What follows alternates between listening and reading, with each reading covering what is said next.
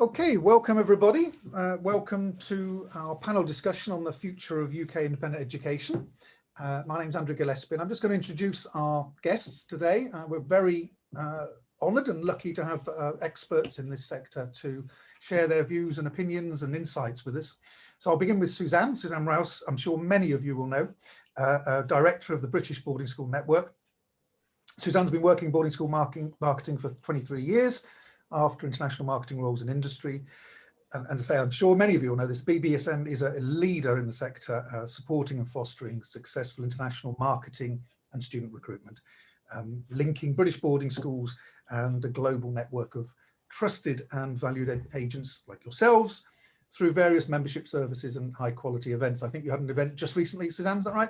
Last week, yes. Yeah, fantastic feedback I saw. So we're very much grateful for Suzanne joining us. She worked as a marketing director in the boarding school for 8 years, so she's seen it from different sides, the industry, and has been an international marketing consultant for boarding schools and a regular conference speaker. So thank you for joining us, Suzanne. That's good to be here. Thank you, Andrew. And then Peter Lawrence is a partner at Odgers Berndtson, at the schools practices of this organisation based in London. Since joining the firm in 2009, Peter has specialised in the appointments of heads, bursars and development directors across a wide variety of leading independent and international schools. So huge experience again in the sector.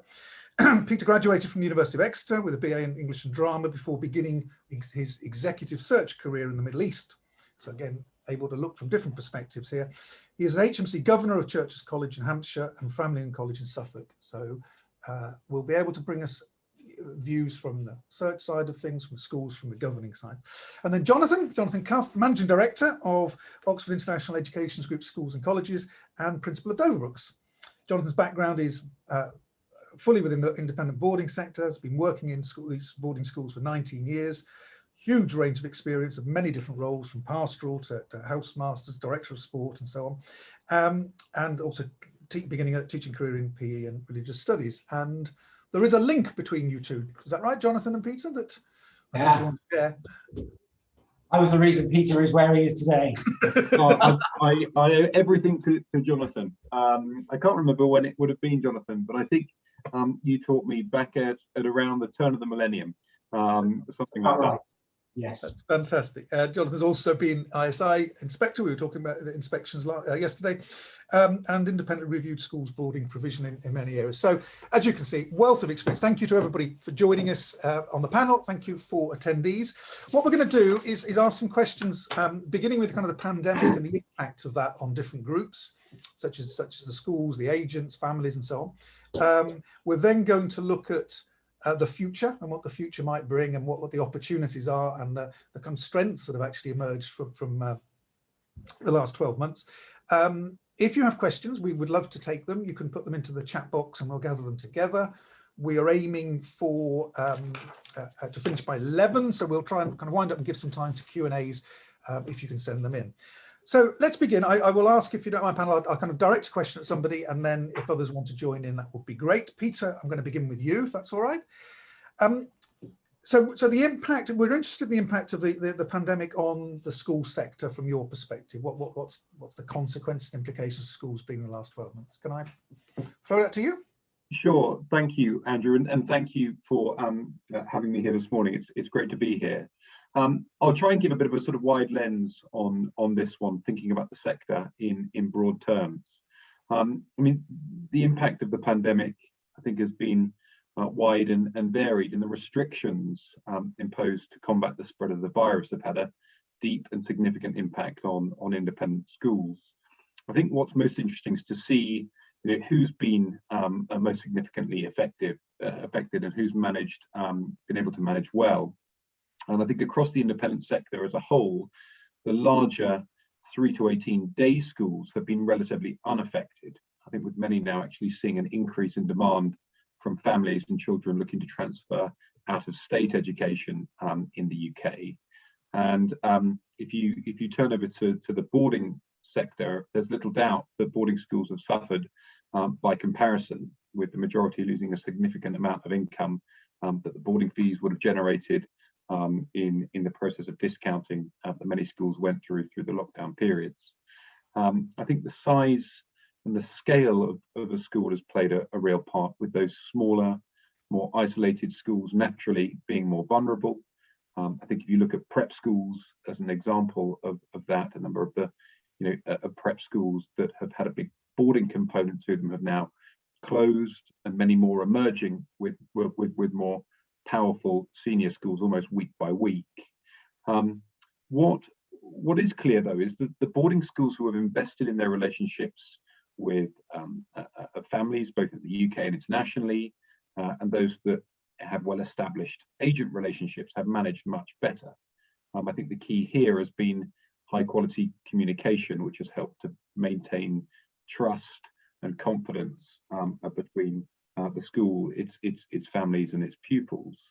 I think where we're at currently, and the mood music now sort of across the sector, is one of still a clear uncertainty about what the future is going to hold, but with increased cause for optimism as schools reopen, as the vaccine continues to be rolled out.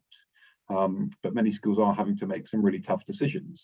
For most, there's a freeze on key big decisions around capital expenditure, and you're seeing an increased number of independent schools withdrawing from the teachers' pension scheme as they look to focus on controlling their cost base. So I think uncertainty still, but with cause for gentle optimism. Excellent, thank you. Jonathan, from a school's perspective, is there anything you would add to that? I think Peter's right. I mean, obviously, one of the reasons we're all sitting here is our fantastic network of agents that we work with, and that's certainly been very beneficial to us throughout the pandemic. I mean, it adds a whole level of communication and reassurance to parents, and certainly in terms of, I think, what I've understood from talking to other heads, it's in that recruitment phase a little bit that has become problematic, because schools tend to send one or two people out abroad to do their marketing, and obviously that's been very, very difficult in the past year or so. Whereas someone like ourselves, for instance, across the 3 schools here in Oxford, we have people on the ground out there who know the schools very well, able to still have those conversations with our agents and partners, and still push through that communication that Peter's talking about, and those positive messages about actually what is happening at the school, and provide a bit of reassurance, because I don't think the UK has always covered itself in glory in terms of how it's handled the pandemic, but actually a lot of that is media driven, as we know, and having people on the ground communicating what's actually going on at school, the great work the schools are doing, the 3 schools in Oxford are doing. I think that's been very beneficial. So I think Peter's right. Those schools who have got good relationships with agents who traditionally have good provision, Suzanne will be able to comment, strong boarding provision and a well-known boarding provision that can look after students. Because I think that's been a parent's concern, that, what happens if we have lockdown? What then happens to my student if they're stuck in the UK? And it's those schools who are able to be flexible and cater for those boarding students and have that good communication that have prospered, I think. Excellent, thanks. So basically, there's some movement in the sector. There are some interesting trends within the UK of state to independent. There are ventures and joining of schools clearly going on at the moment. But there is, if a school's got the scale and the infrastructure and the relationships, they've got a solid base from which to build next. And we'll come on to the optimism a bit later. Suzanne, obviously you've got fantastic deep insight into kind of the agents who are on this call. Could you give us kind of your perspective of the impact on agents and schools and those relationships? Yeah, well, it's been a very difficult year, we know, for everybody. And when COVID, or when we went into lockdown into the UK last year, it was literally 2 weeks after we'd run our last workshop. It was hard to believe that we'd been able to run it, but very safely, securely.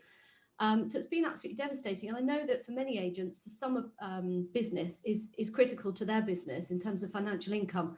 So they weren't able to run that. So that had a massive impact straight away. And then we were seeing cancellations for entry into September 2020 or deferred places. Many of the agents were telling us that they were working twice as hard, but for little income. So we knew it was very tough, and we didn't know how long at that stage it was going to play out and how long they were having to support themselves. Many of the governments weren't supporting the agents in their countries as they were in the UK. So last May, we surveyed our agent network to find out what they were seeing, what the feeling was. So bearing in mind, this was last May, and we put together a 10-page report that we shared with our members to inform them about the challenges that the agents were facing. We felt it was really important to do that at the time because we wanted to give agents a voice and to help the schools understand from their perspective what they were seeing and what the families were facing. So at that point, entries for in September were non-existent or very low. We had to be aware of things like currency devaluation. So the Mexican agents told us that currency had devalued by 30% in 5 weeks. So that was one example of what was happening. Agents said they were facing very difficult times. Families with younger children had decided not to send them. That was just off the decision. You know, it just wasn't on the table as consideration. I think the key thing that agents were saying is that clear communication about school policies were really important, and also not just clear communication, making sure that communication went through them as valued partners rather than being for them finding out that something had been sent to the parents without them knowing. Clear school policies, contingency planning, what the schools were going to do in terms of health and safety, and flexibility. You know, absolutely, flexibility has been a key word throughout this. And I think, as Jonathan mentioned, what we saw is that schools that had a much better insight into what their families were thinking and feeling in their country, so like OIC that have regional managers, staff on the ground, they coped with that much better and were able to put much more reassuring communication and policies into place, particularly around things like masks, because at that stage the schools still weren't saying that masks were going to be used, and families in Asia were really concerned about this. So flexibility still continues to be a key message. Flexible cancellation policies, clear policies on refunds, and reassurance that families can get their money back. I'll talk later about what what the outlook is looking for September.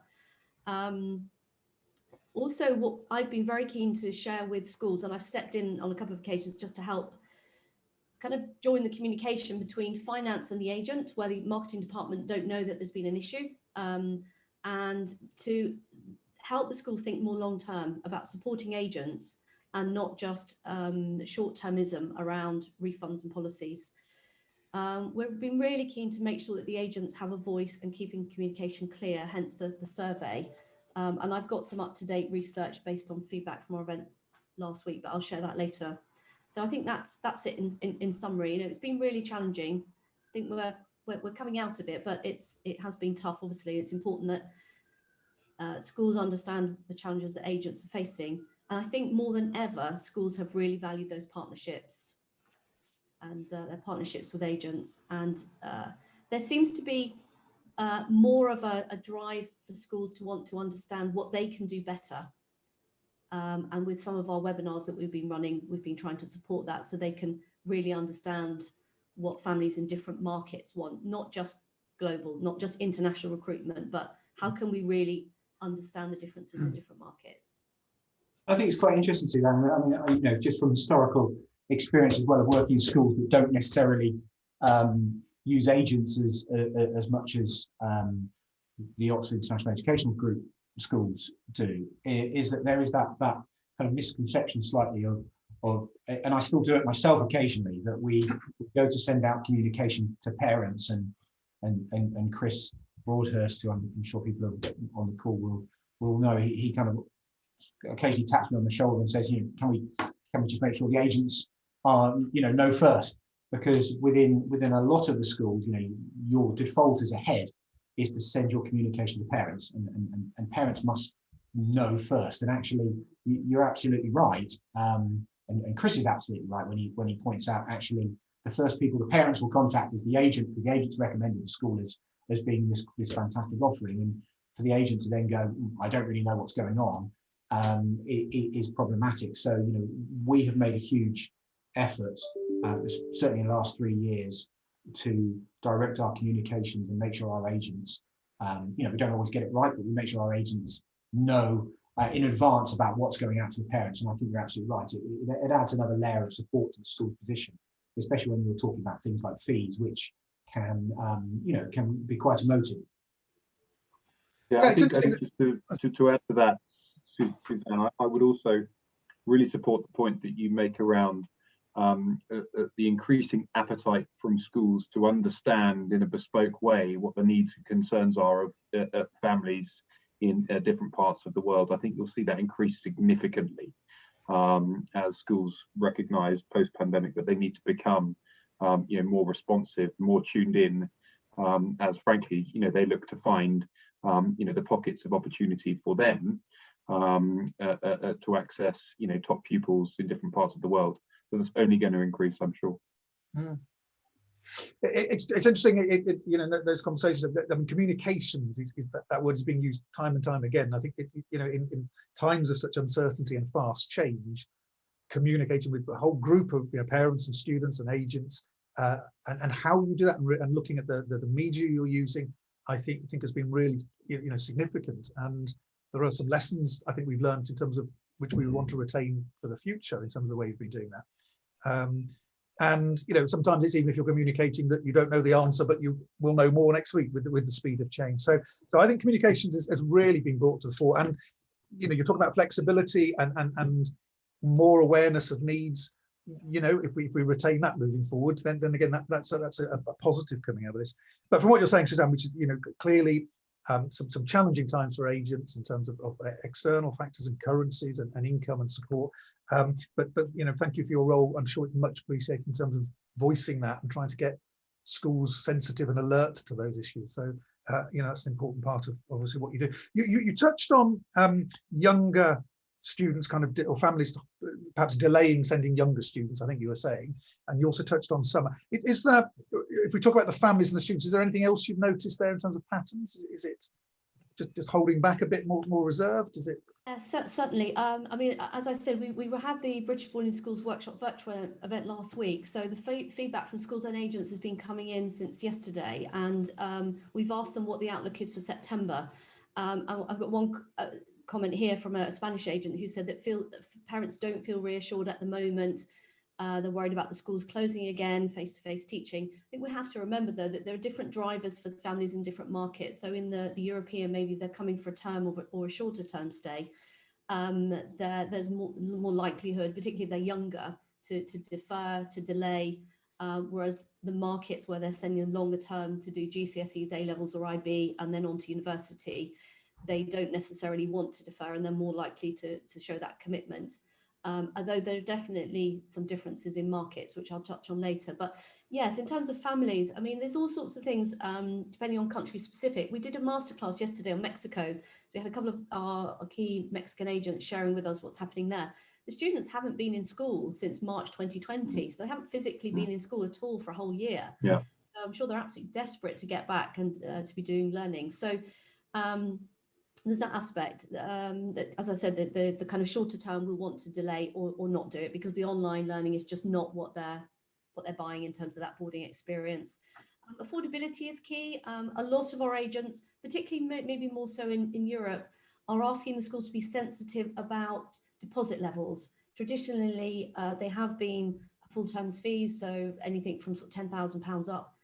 They're really quite sensitive to that right now, and over the years, that's something that we've highlighted, and many schools have an EU, excuse me, and a non-EU level, and yeah, being sensitive to that affordability aspect, and the financial impact on businesses and income will impact affordability, and so what families are looking for in a school, maybe added value, all-inclusive packages, no hidden extras, no surprises. I think that always comes through from our conversation with agents. The families don't want surprises. So yeah, those are the sorts of things that are on the minds of families. Quarantining is a big debate at the moment, whether that's returning after Easter or September, when we don't know what the government restrictions will be come September, but there's just again, keeping communication going, making sure that they're clear what each school is offering and can offer with regards to quarantining. Okay, so again, communications is key in the situation. So we've looked a little bit at the sector as a whole. We've looked at kind of agents. We've looked at families. Jonathan, do you want to just talk a bit about the impact of the pandemic on learning and teaching in school, how schools have responded to that? Yeah, I mean, it's obviously we've gone through a few phases with that, Andrew, and we've had the remote where we just kind of shut in March and everybody was forced online, and I think there was a bit of a scramble to get that all up and running, given the short notice. You know, some schools were in a position to very much do that, and other schools were probably a little bit behind the curve. But you know, I think as a sector, especially, you know, as the independent sector, I think that largely has been very, very good, and I think it's reflected the sector well, and certainly highlighted the benefits of an independent education in that regard. Anyway, so we had that kind of that remote phase, and then we went to the next big headache, which was blended learning, and how do we do that? And I remember the discussions we had, Andrew, about you know, and again feeding into what Peter said about the limited impact on the day schools who didn't have any blended learning, and actually how difficult it was for the boarding schools with a day element, and to maintain the quality of lesson that those day students were still getting in their all-day classes because nothing had changed, to that blended experience where you're trying to deliver the same quality for the student in the class as sitting in Singapore or somewhere like that. And you know, there were additional challenges for boarding schools within that period. I think for the students, you know, I think just to say they've missed out and they've lost out is too simplistic. I think they've also gained some great skills in this period, and you know, it's very easy for us just to focus on what they've lost. You know, some of them have benefited. I'm sure, you know, you look at the university style experience, you know, that self-motivation, the development of resilience, you know, all those sort of skills that not being spoon-fed, that you know, you go back 2 years and we crave for within education. Let's not spoon-feed our children. Suddenly they were forced to have those things, and you know, I think some of them would have done very well out of it, and will be really prepared for the next stage of their educational journey at university. But you know, for others, it has been a struggle, and I can speak personally from my own son's perspective. You know, he needs that rigor. He needs that kind of, you know, that thumb on him to say, okay, what's next? And for those kids, it's been difficult. And I think for schools, you know, they are the students who it's been a challenge for. You know, I don't think any of us are saying, and certainly we'll be shooting ourselves in the foot to say that blended remote learning is the way forward for education. I think we've all found in the last day or two, getting our kids back, how excited the kids were to come back and to have that face-to-face experience. You know, the buzz that they brought with them about just being back in school and having face-to-face education. And I think, you know, it's shown that it has got to be the primary source of delivery for education across the world. I mean, it's shown that categorically again. But I think there is now a place for technology within schools, and schools have had to move very, very quickly. And, you know, I can talk about Dover specifically, something that probably we'd have done in 3 years. Yeah. We were doing it within weeks because we had to, and we invested heavily in areas where we might have phased it over a period of time, you know. And so impact things like snow days, they're a thing of the past. You know, staff will hate me for saying it, but, you know, never again are we going to have a snow day, because if the school is shut for snow, we will just move online. And, you know, that is something that probably was a 3 year thing that is now something we can comfortably do on the spot. So I think, you know, we need to be careful, because it's not everything that we've learned is something that we want to take forward. Some things we have had to do because they've been a necessity, but there are things from it, I think, that will prove a great benefit to the sector. Parents' meetings for students overseas. You know, I'm sure now, you know, we've got at our international school, there is no reason not to have face-to-face parent meetings, whereas those parents would have very rarely had the opportunity, unless they traveled, to see all those students' teachers. And there's no excuse now. You know, schools do not have an excuse not to have those face-to-face interactions, those face-to-face open mornings with parents. And schools are going to have to maintain that, I think, or they're going to be left behind by other schools who are willing to engage with their overseas parents and agents and partners. Yeah, I think that's right. I think it's accelerated some changes, and what your mod says, made people more open to change, and some very desirable ones in terms of, again, going back to communications and how we communicate with families and students.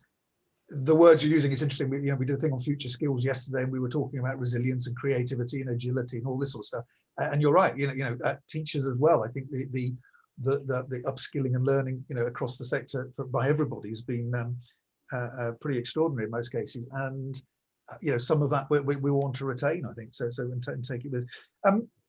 Just to follow up in terms of teaching, so assessment's obviously been in the news a lot at the moment, Jonathan. So do you want to just any thoughts on or comments on assessment of students, short term, long term? I'm sure whatever I say today will come out tomorrow and be wrong. I'll kind of summarise as best we know. I mean, I think we are obviously at a point where we've had the examinations cancelled again, and we're in that period of assessment again for outcomes for grades, and doing that over a period of time, and it is causing anxiety. I think it's fair to say with students, because we're still not clear about any sort of quality assurance and what that's going to look like, and what's going to be put in place to, let's call it, moderate those grades. And therefore our students are going into lessons thinking every piece of homework they do, is that going to count towards their final assessment piece? And I think that that's prompting some worry. So I think in the short term, it's a bit of suck it and see, and just keep doing the various bits of data gathering assessments that schools are doing. We've removed the infamous algorithm from last year, and that's interesting in itself, because where I, as a teacher last year, might be teaching my subject, knowing this algorithm was going to sit there and moderate my results, successfully or unsuccessfully, it's going to moderate my results. At the moment, we're unsure what there is to moderate, and I think teachers, students are looking for that absolute guidance about what that's going to look like, so we can all really understand how we get there for when we submit those grades at the back end of May. So it's an interesting time, and I think it's also developed the debate, hasn't it, about GCSEs, particularly. I think moving forward in terms of hall examinations, everyone's sitting there doing their 1 hour or 2 hour religious studies exam, and is it something that we want? Is it something that's good for our children? Does it help them with their educational journey? And and it's a big debate that I think will rumble on after the pandemic.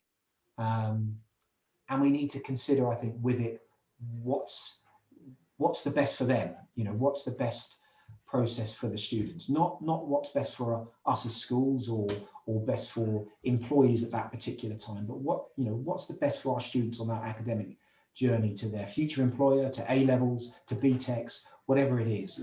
How best are we in that formative stage where they're still in at 13, 14, 15, 16? Is it right that we sit them in exam halls for 2 hours and we judge them on that and that alone? We know some students do brilliant in exams. We know some suffer horribly in exams, but actually are very, very capable. Is it the best way to judge a student's ability? I think that this whole pandemic over the last 2 years has really opened up that debate again about what's the best way, especially at GCSE, to assess a student and their capabilities. Yeah, I think that's the fascinating thing that I'm going to watch with greatest, keenest interest, Jonathan. I'm already hearing some of the bigger, more prominent boarding schools actually talking about seeing this as an opportunity to make a fundamental move away from a knowledge-based, to a skills-based curriculum, and really innovate, around that. And I think you're seeing the sort of early signs of that already happening. If you talk about the independent sector at large, and think about the fading away now of the common entrance, and the way in which the transition at 13 plus is changing at pace. I think you'll see some really looking to embrace change here, and I think that in 5 years, certainly 10 years time, the system will look very different.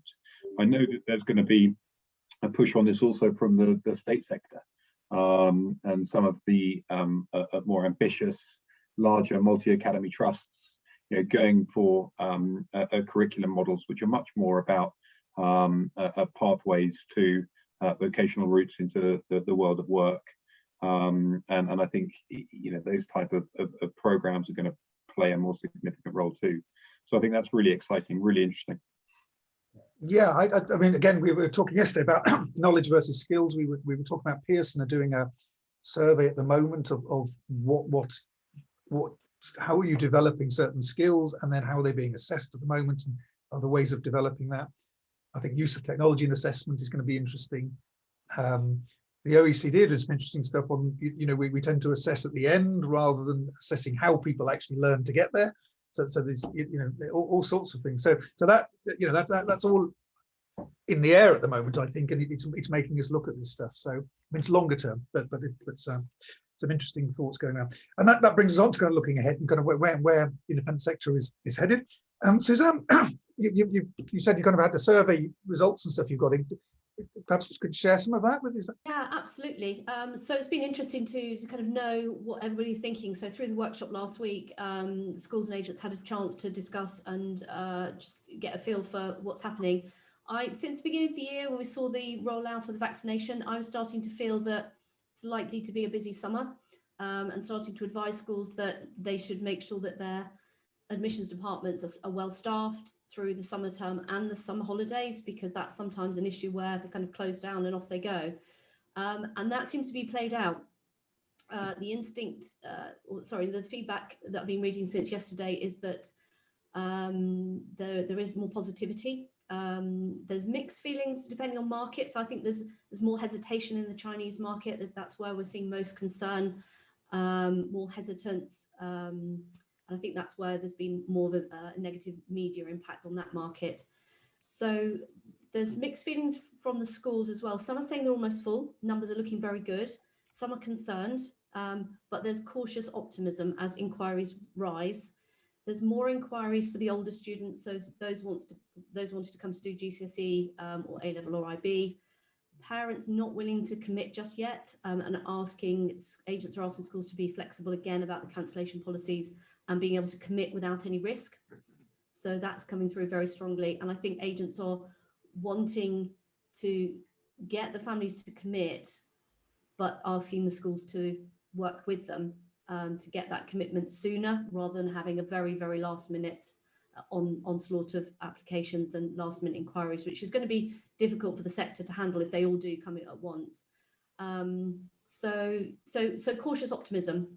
I think it's going to look more positive, and I think as we go forward with knowing with restrictions around quarantining, if there's any change in that will be very positive for schools as well, and for recruitment for September. If we know, if we come out of all restrictions by the end of June, say, and quarantining is not required, I think that will have a massive impact, a massive positive impact for the sector.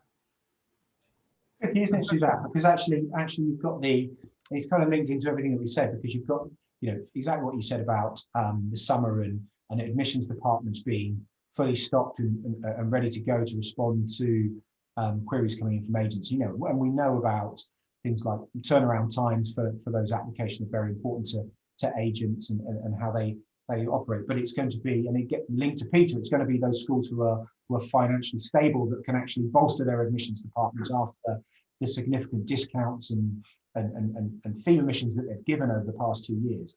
Some schools just aren't going to be in a position to go and backfill their admissions department to cater for that growth. It's kind of finger in the air a little bit. Is it coming? And that's a real challenge. So again, there's those schools which have that strength, that financial stability and strength, who are going to be in a position to actually push on and probably do quite well in the summer out of it. Excellent. So cautious optimism is what I wrote down. So I'll underline optimism. But another useful reminder there, so I think of not all markets are the same, not all regions are the same, and not all families are the same, and that understanding of difference and what's happening. So you obviously flagged China, but you know what's happening in different markets and how we can support that. And just it sounds like a slight sense that it's the older, younger ones again, perhaps a bit more delay making that decision. Yeah. Thank you for that, Peter. I've got here kind of what do you think schools have learned to do better that will help them in the future? So let's again look ahead to some positives.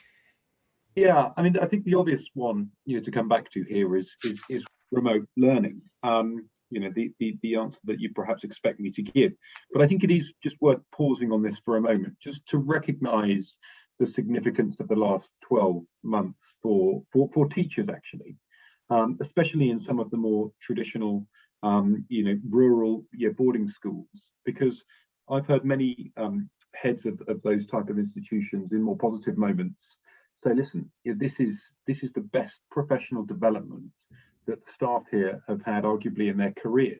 And so, the positive impact of that and holding on to the good and valuable aspects of that, experience is going to be really important. So, in terms of the way in which they incorporate digital technology, how that lends itself to schools becoming more innovative and creative in the classroom, in their approach, they've learned a huge amount there in a relatively short period of time. I think that when you reflect back on how the trends of change have emerged within the boarding schools sector, I think 20-30 years ago there was a sort of facilities arms race, and it was all about building the best possible sporting and performing arts facilities that schools could. And 15-20 years ago, the sort of exciting new development was international expansion through franchising. What I think you'll see coming out of this period will be the sort of online digital race coming to the fore. Harrow Online, for example, is a good sort of early forerunner of that, and I think you'll see schools really looking at perhaps broadening their spheres of influence through different types of commercially positioned technology offerings. I think we'd come back to communication as another area here of what schools have learned to do better. The importance of really high quality communication with their communities just can't be underestimated. I think the boarding schools have been brilliant when it's come to maintaining a commitment to delivering the highest quality pastoral care, even though it's been remote and removed. I think the quality of the pastoral provision through the remote learning periods from the boarding schools has far eclipsed day school competitors. And I think not necessarily what schools have learned to do better, but I think what they've learned or are learning is that we're constantly talking about making children more resilient, aren't we? And I think that schools have learned that there is a great sense of resilience in their pupils. By and large, I think the boarding schools I'd point to again as being perhaps the strongest in this area. This week you've had thousands of children who voluntarily stuck swabs up their noses and down their throats in order to return to school. And I think that in itself is a good sign of people showing their resilience. So I think there are a number of positives to take. Brilliant. And Jonathan or Suzanne? I think. Absolutely. I agree with everything Peter has said, and I think there's a huge amount that the independent sector will take, and just say I've already made notes on we need more admission staff and we need a digital strategy. So thanks Suzanne and thanks Peter. I just want to pick up on the CPD because I think that's interesting, which is because what's interesting has been the amount that people have learned, but the way in which they've learned. Your traditional CPDs, you go along to a CPD session. What's happened here is teachers and students asking, how do I do this if I want to do that? And it's been a lot of sharing and openness to people just working with each other. You're finding experts in different things in different places and champions of different things. So the way in which that learning has occurred has been actually quite brilliant to watch, and it's very, very positive, rather than the sense of, I have to go to a session on something. There's been some great things, again, which we would like to take out in the way people work together. Okay, so that's that. Next question then to Suzanne, I think you've probably covered this, but is in terms of how we work together in the future, is there anything else to add on how schools and agents are likely to work together? Yeah, I think just to add to the last point about what schools have learned from this, I mean, because I work predominantly with the admissions and marketing departments, I think we've seen great resilience there and the ability to adapt. And we did a big survey about 2018 of agents asking about what families were looking for in British boarding schools, etc. It's the biggest piece of work that we've done, and 3 key messages came out of that. It was affordability, flexibility, and adaptability. I can't help, many times with a wry smile thinking, well, gosh, that's all of the things we've had to do this year. And so there was a sort of preparation in a way, because been seeing changes in schools to meet and listen to those messages. But we've been absolutely forced to kind of really look that in the face this year.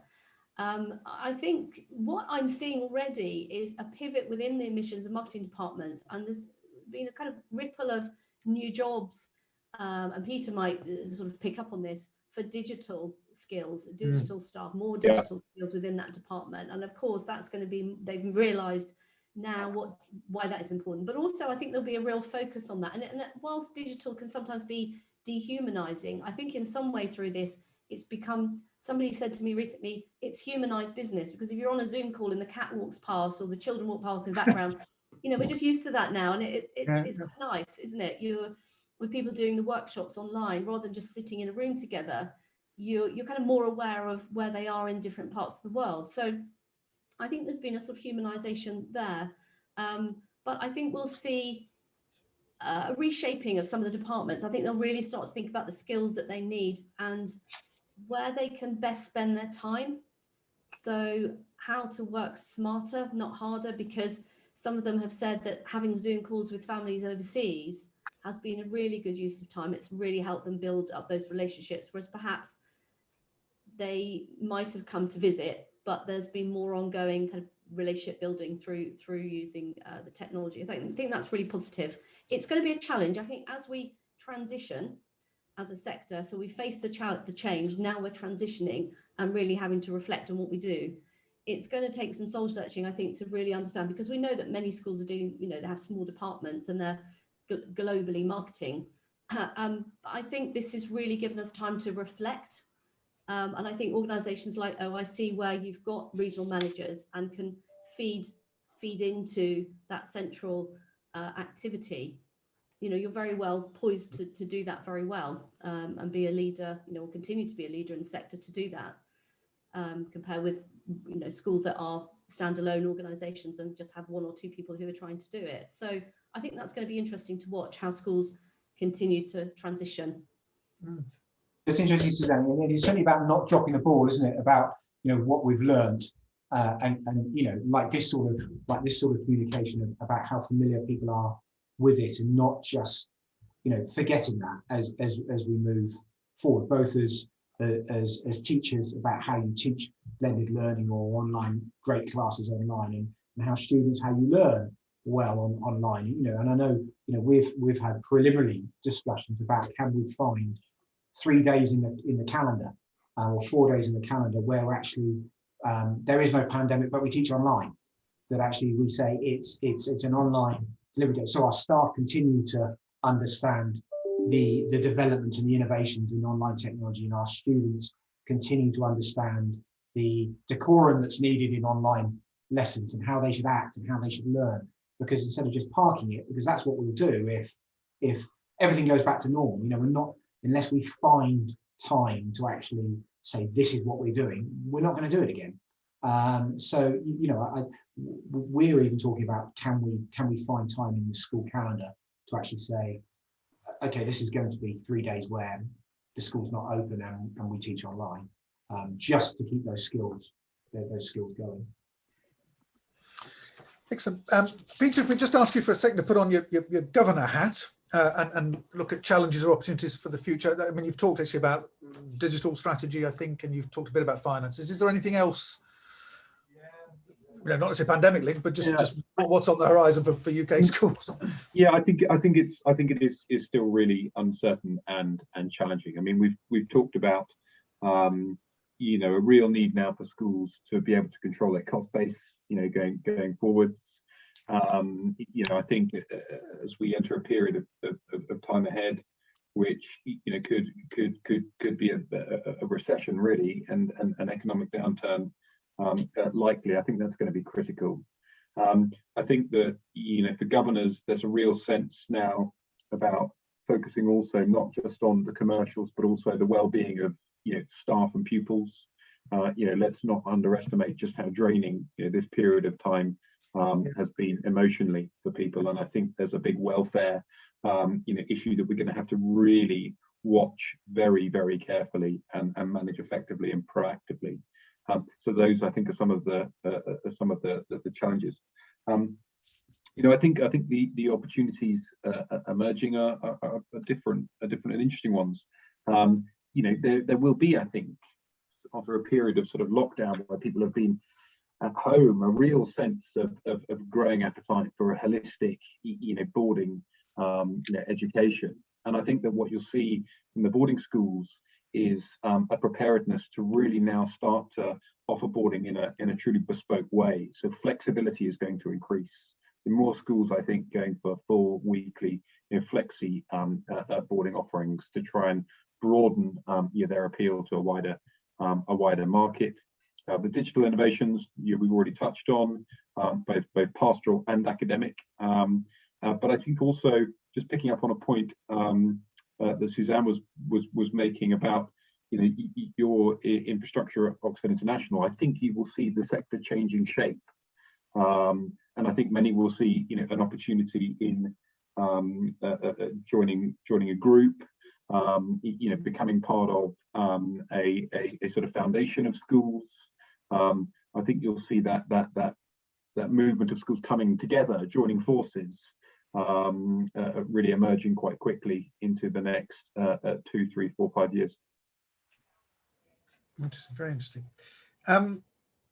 Jonathan, any thoughts about anything, other thoughts on the future for UK schools and opportunities? I think there's still, you know, I think there's still opportunities for schools with transnational education, and I think, you know, schools will continue to look for, you know, the independent school brands remain strong, and it remains strong overseas, and I think with that in mind, we'll continue to see schools crop up overseas, and schools look to branch out and expand overseas.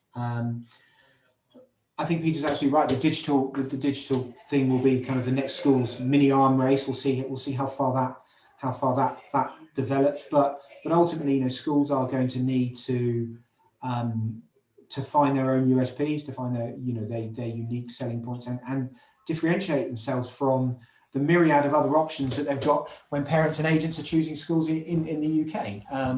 And that's what's going to make schools survive and thrive and be able to invest in those things, by getting the students, the good quality students in, by differentiating themselves and offering something that a particular parent or son or daughter is looking for in a school. If you are just another school, I think that the future is going to be quite challenging. But if you can really push a particular area and agenda and excel in a particular area and agenda, whilst having that holistic background to cater for the other students, then I think, you know, the future is pretty bright. Excellent, thank you. And Suzanne, any other comments on? Yeah, I agree with that comment. I think that never has it been more important to differentiate your school, and also for school marketing and admissions teams to understand what they are offering. I'm having many conversations with school staff that when you scratch the surface, they're actually really not that clear what the school is offering to families in different markets.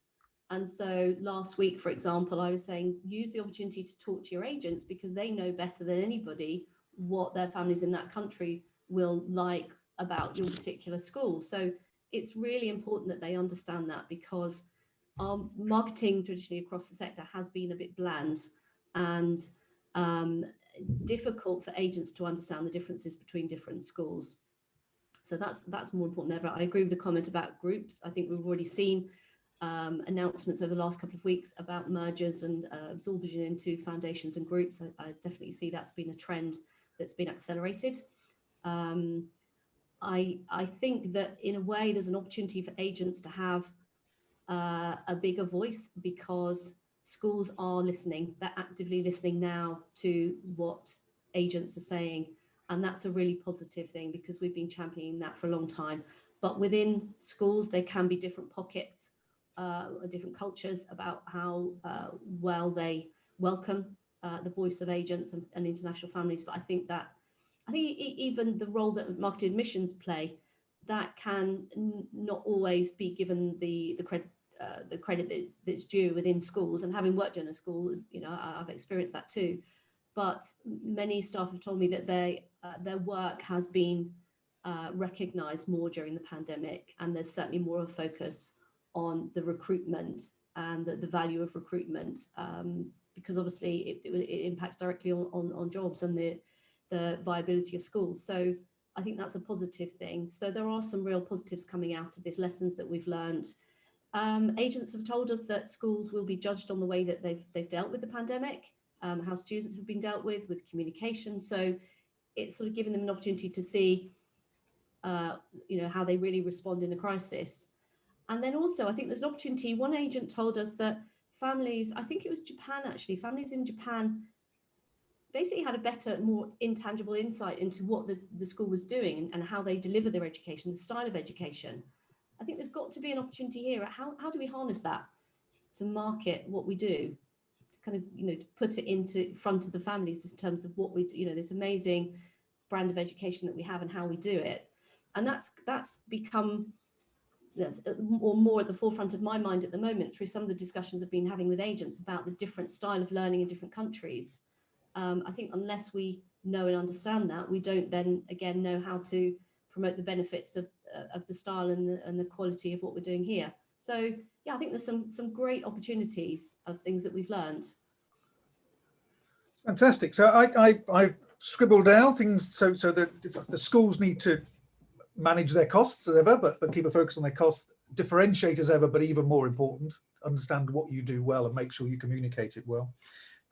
Flexibility's come up an awful lot today, hasn't it, in terms of being responsive to different requirements, different requests, different markets. I think Suzanne has made the case very strongly. Listen to agents. I'm sure our agents on the call will support that very strongly. So listen to your agents very carefully, learn from them, learn about the markets. Learning about the style of learning, I think, is fascinating, because that wanting to switch to a different style of learning is often a key driver. And then how do you communicate that? And again, digital may be a way into that, to communicate what it is you actually do, to enable it to get a better insight. So lots of fantastic things there. Now, we've had a few questions coming in. I think I've covered most of them in as we've gone through. There's a couple which are more specific, which we'll deal with afterwards, I think, one-to-one. There's one here which is about just about younger students perhaps choosing school provision at home. Do you think this is a threat to future years recruitment in the UK as other countries' provision becomes more internationally recognised? So is that a long-term worry, do you think, perhaps, Suzanne? I think confidence will bounce back. I think we've also been impacted by Brexit and the introduction of visas. So I think there's been a lot to hit the European families and agents, which is not confident. So I would like to hope it would bounce back. Certainly our agents work very hard on behalf of the sector to bring those students over. So I think it will. I know that some have missed that window of opportunity if they want to come for that one academic year programme. But I would like to think that it would bounce back. Obviously, there are other, Ukrainian, Russian families as well. And it may be impacted by affordability in different countries, but I would like to think that will continue to bounce back. And particularly if we're stronger as a sector in marketing ourselves, as we've just talked about, then yes, maybe by September 2022, we can hope to see that come back. Good. Well, let's hope that's a short term. So we're on time. We've got one last. I'm just going to go around the room now just for a final positive comment to our agent audience on UK education and its future. So, Jonathan, inspire us. Oh, Andrew, I do that to you every day.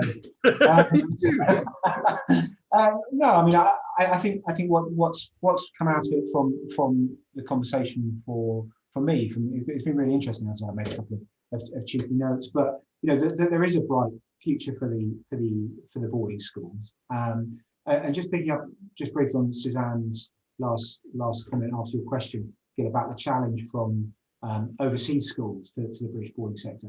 I don't think we should shy away from that. I think competition is good, and actually we must anticipate that people are going to want to copy the model that the British schools have had, because it's such a fantastic, successful model, and what it will push us to do to innovate, to change, to do all the things we talked about with the curriculum within education, making it more holistic, making it maybe more assessment based, not focused on just that one 2-hour exam at the end.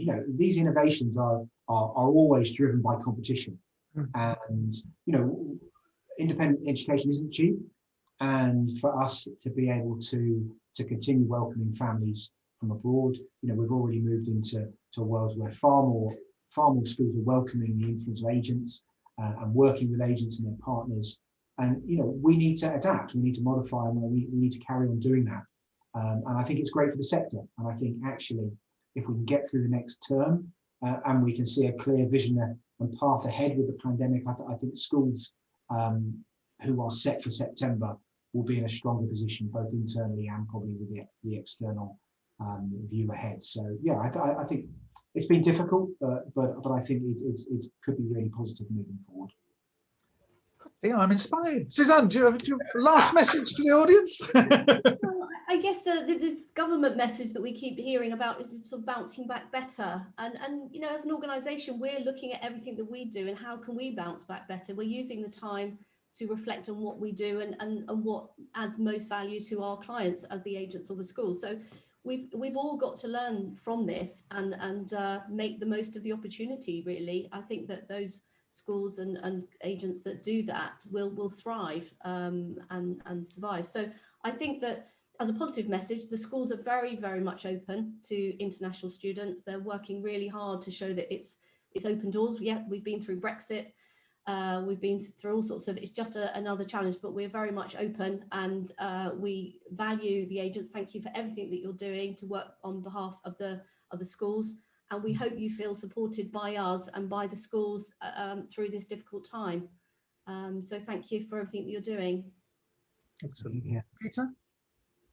Very quickly, Andrew. I mean, I think the sector is, if you look across the ages, is robust and resilient, and has come through hardship in the past. I think if it uses the pandemic to refine, to shake off those pockets of complacency that I think Suzanne was alluding to, then I think there's a really exciting future ahead. Excellent. Thank you very much, panel. I've enjoyed hearing your views. Thank you to our audience, and we will finish there. Thank you, everybody. Thank you for having me. Thank you. Thanks, everyone. Bye-bye.